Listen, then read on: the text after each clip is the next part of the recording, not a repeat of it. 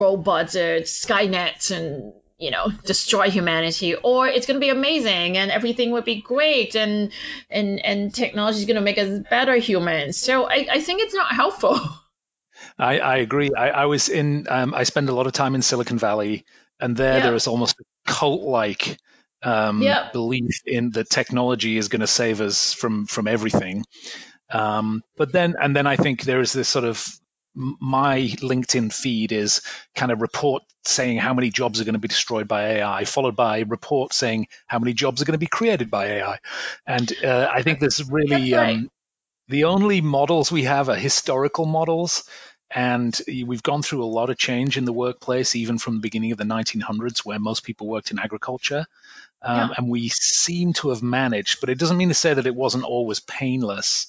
And there's certainly, I think, a lot of people who are displaced from the workforce or maybe underutilized today that we should be thoughtful about. Oh yeah, for sure. I think to your point about on one hand, so the report I read about job creation and destruction is Yep. based on the World Economic Forum. It predicted that AI in the workplace will displace 75 million jobs by 2022, but at the same time, it will create 133 million jobs. So there's a net gain there. Yeah, definitely. And I think, I think one of the things that is really something to focus on and be concerned about is the transition. Technology, I'm sure, will help us out and new jobs will be created. But how do we get people there and how do we have a smooth transition? I think that's rightfully a preoccupation of a lot of leaders in business and a lot of leaders in government. Oh yeah, for sure. And I think it's not just how do we get there, right? The jobs that are being displaced are not necessarily the same jobs that are created.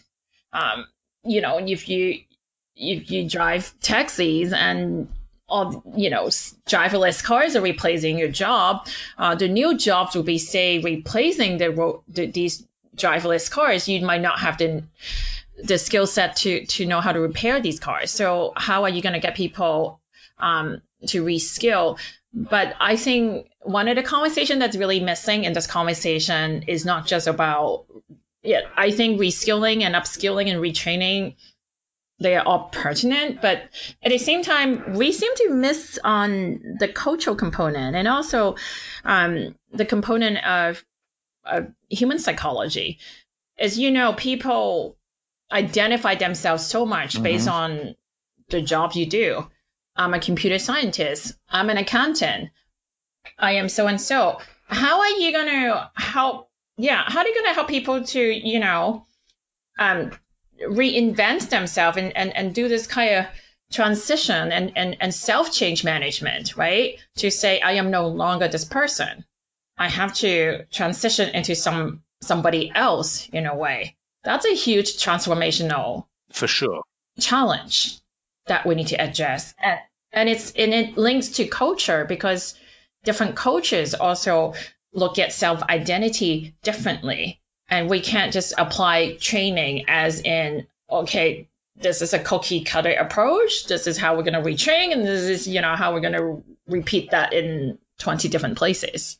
Well, I think a lot of people who listen to this podcast who work in the workplace learning space, perhaps chief learning officers or aspiring chief Yeah. learning officers, I think a lot of them feel a lot of accountability for helping at least their own workforce with this transformation. And yet it Hmm. feels to me in many respects that two things. One is we're not very well equipped to do that because Yeah, I know. that's number one. Who is? And then secondly, it seems much bigger than just corporations and just private companies. I mean, especially if you think about employees, people driving for Uber or people Yeah. renting out properties on Airbnb. They essentially don't have traditional employer-employee relationship. And who is going to step in and sort of create the opportunity and investment to reskill kind of people like that? That concerns me. Yeah, I know, and policies might have something to deal with it. I don't know about where you live, but in Vancouver, there's a ban on Airbnb for short-term rental, right? And not everywhere, but there's some regulations, there's some bylaws happening. So and I'm not saying it's right, but I'm just saying I've seen that at a policy level now. Yeah, I think how I read that is I read that as the signs of disruption, right?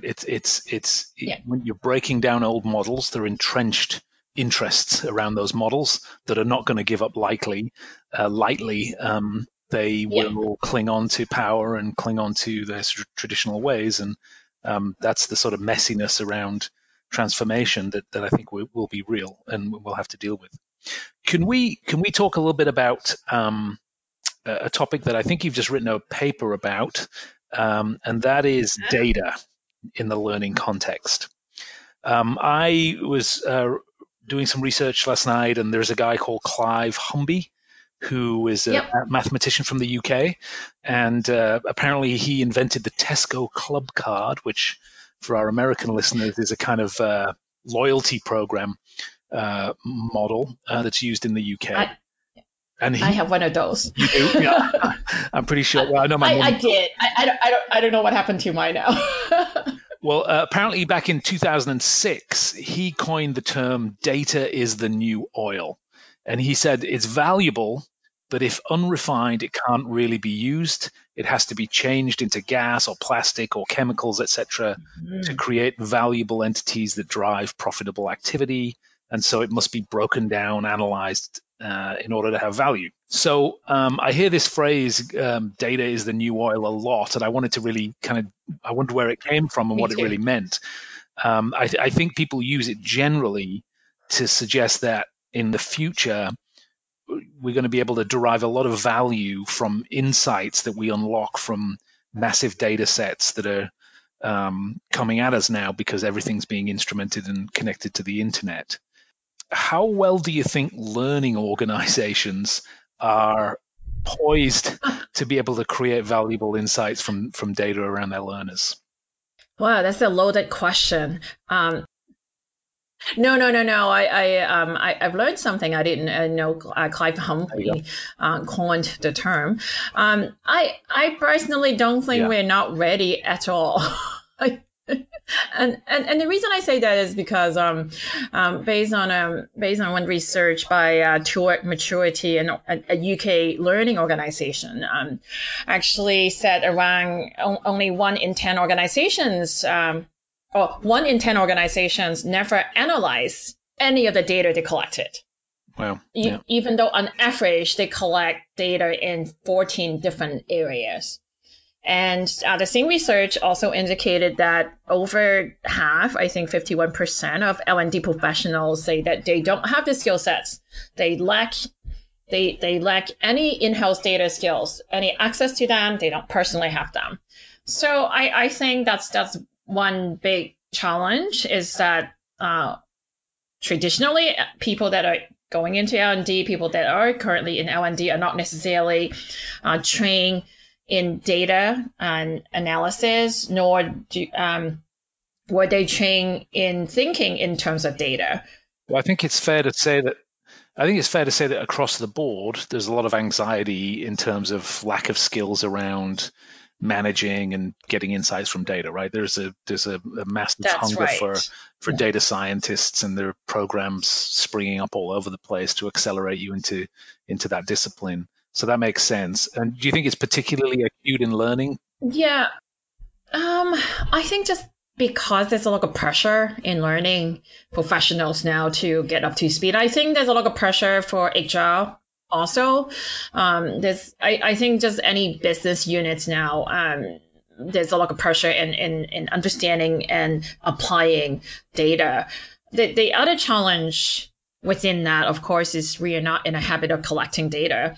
Many organizations, many departments are still using paper-based process, filling out forms, recording training evaluations, and not necessarily all digital. So we still have large piles of papers everywhere. The other challenge is data itself. you mentioned it's hard to manage because they are in silos. We bought these technologies, these platforms, a lot of them in Canada. It gets to the point we bought these things 10, 20 years ago. So they're not necessarily up to date. The systems are slightly dated. We customize and configure them many times over. So the data are also not standardized. Some are not up to date. Many are not clean. So even just collecting them is one thing. You process them to the point where you actually can analyze and then glean insights is another level. On top of that, there's also privacy issues associated with that because many organizations haven't had any data and privacy policies in place. So just because you had these data, just because you analyze them, can you actionalize them?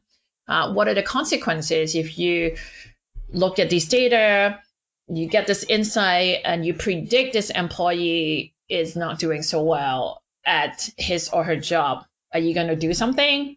Should you? Are you allowed to? Right. What are the impacts? So that makes it challenging too. Just because you can collect data doesn't mean you should, right? And just because you understand some issues should you take actions? What are some ethical concerns associated with the actions you're going to take? I don't think that conversation's been well discussed. A lot of the focus that I see around data and learning over the last 15, 20 years has been around what we might generously call ROI, yes, or sort of proving impact. And it seems to be an obsession in our world that we prove our worth and that we illustrate somehow that the investment, which is considerable, right, is creating a return, when we know that behavior change and knowledge acquisition is a complex, deeply human thing. Do you think this focus on evaluation of programs is missing the point? Do you think that we should be more focused on looking at whether to do programs at all, or looking at like performance data or activity data in the workplace, rather than focusing just on our own programs and content? Yeah, I think we should change the language in that in general as an L&D professional, right? I think like if you talk about program anything, people are going to understand it outside your department even. And even if they understand it, do they care? Because that's a very learning focused language. And so I think in terms of measurement, you always need to know what questions you're going to ask. I mean, one of my favorite things to say to organization is like, is this a problem to which learning intervention is going to help solve, right? I mean, so in terms of analytics, you also have to approach it the same way. Are you measuring something that help answer your overarching questions? And it should not be just about at a program level or at a course level and people completing the program. What are the wider business implications when people complete this program? What does that mean? Okay, that's fine. People finish it. That means they're able to sit through 4 hours. They have good endurance. I mean, but doesn't mean they once they leave, that knowledge is actually being transferred and applied, and that actually improve something along the line. So of course you need to measure in a more holistic way. You have to measure across different KPIs. I mean, I'm not saying ROI is not useful, but it should be one of many indicators. Just like I talk about, it's not that we shouldn't use big data, but I think we should focus on all kind of data collections, all kind of data methodologies, and not just quantitative, not just qualitative, not just course completion, not just about program level insights. it needs to be connected across the business, across the organizations. In your article, you talk about small data as opposed to big data. Yeah. Can you explain that term and what's behind your thinking there? Yeah. So I think there's a lot of talks about big data, and what I wanted to